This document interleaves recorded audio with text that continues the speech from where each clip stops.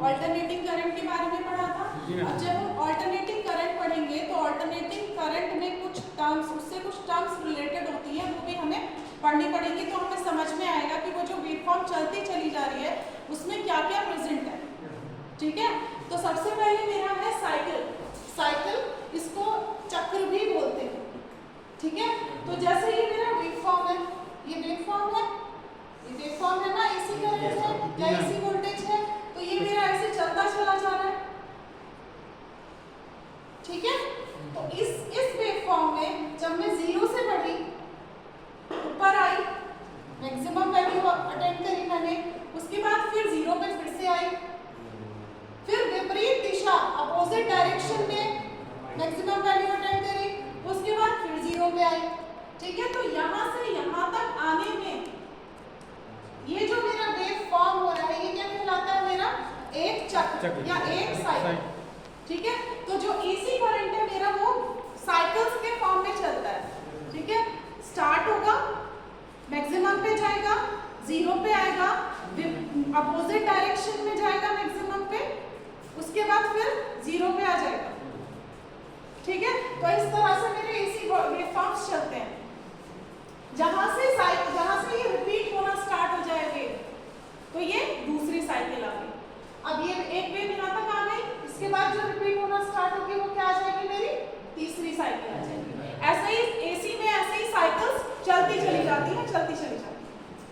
ठीक है, उसके बाद नेक्स्ट मेरा आता है आवर्त काल या फिर टाइम पीरियड। अब टाइम पीरियड क्या होता है? टाइम पीरियड क्या होता है? टाइम पीरियड होता है जो एक चक्र है, जो एक साइकिल है, उसको कंप्लीट करने में जितना समय लगेगा वो क्या होता है? मेरा टाइम पीरियड होता है। ठीक है, तो एक साइकिल मेरी कितनी थी? एक साइकिल मेरी यहाँ से स्टार्ट हुई और यहाँ एंड हो गई। ठीक है, तो इस साइकिल को कंप्लीट करने में जितना मेरा टाइम लगेगा वो क्या होगा बच्चों? Time period. ठीक है, नेक्स्ट आता है मेरा फ्रीक्वेंसी, आवृत्ति, है ना। फ्रीक्वेंसी क्या होती है? साइकिल चलती चली जा रही है, एक सेकंड में कितनी साइकिल्स हमारी हुई। ठीक है, मान लो हो सकता है ये साइकिल चलती चली जा रही है, ये मान लो यहाँ पे एक सेकंड मेरा कंप्लीट हो गया, तो एक सेकंड में कितना हुआ? यहाँ से यहाँ तक गया। तो इसके हेल्प से हम फ्रीक्वेंसी निकाल सकते हैं। तो कितनी साइकिल्स एक सेकंड में होंगी वो क्या होता है? मेरा फ्रीक्वेंसी। ठीक है, उसके बाद मेरा आता है एंगुलर फ्रीक्वेंसी या कोणीय आवृत्ति।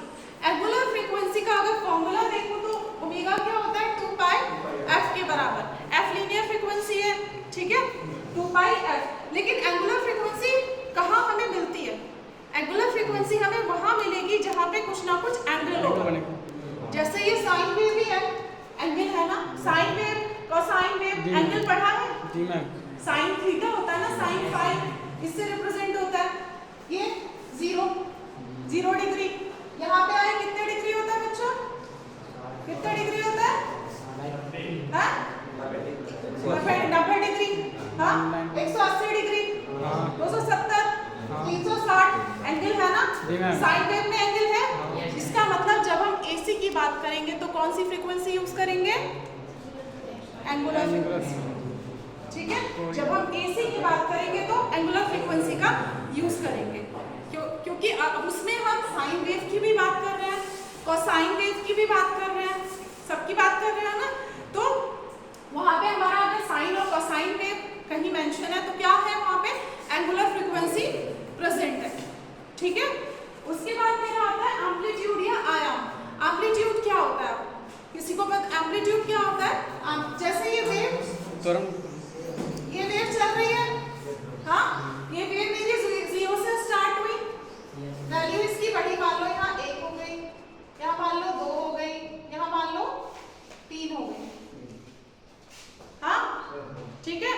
तो ये जो मैक्सिमम वैल्यू, सबसे ज्यादा वैल्यू वेव चलती चली जा रही है, चलते चलते उसने जो सबसे ज्यादा वैल्यू अटेंड करी, जो सबसे ज्यादा वैल्यू हमारे पास वेव की मिली, वो क्या होता है? उसका आयाम या फिर एम्पलीट्यूड। ठीक है, तो ये मेरा क्या है? आयाम 3।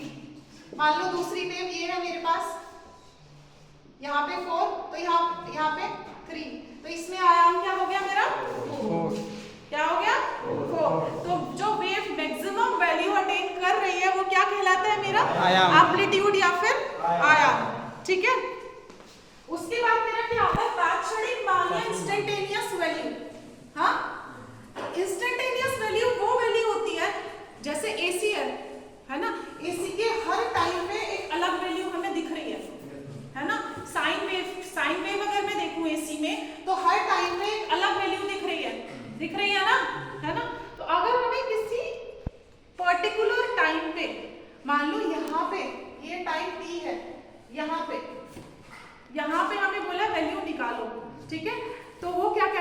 मेरा इंस्टेंटेनियस वैल्यू।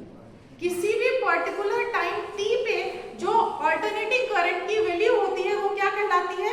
इंस्टेंटेनियस वैल्यू या फिर तात्क्षणिक मान। ठीक है, तो इसको हम इस तरह से इंडिकेट कर देते हैं, जैसे ये मेरा V मान लो वोल्टेज है, AC वोल्टेज है। AC वोल्टेज क्यों है? क्योंकि साइन फॉर्म में लिखा है और ओमेगा फ्रीक्वेंसी है, तो AC वोल्टेज है। तो ये मेरा V in sin omega t। तो ये एक तरह का क्या है? इंस्टेंटेनियस वैल्यू, क्योंकि ये पर्टिकुलर टाइम t पे t का वैल्यू हम 1 रख दें, 2 रख दें, 3 सेकंड पे, 4 सेकंड पे, इसमें हम कुछ भी टाइम t की वैल्यू रख के वोल्टेज v की वैल्यू निकाल सकते हैं।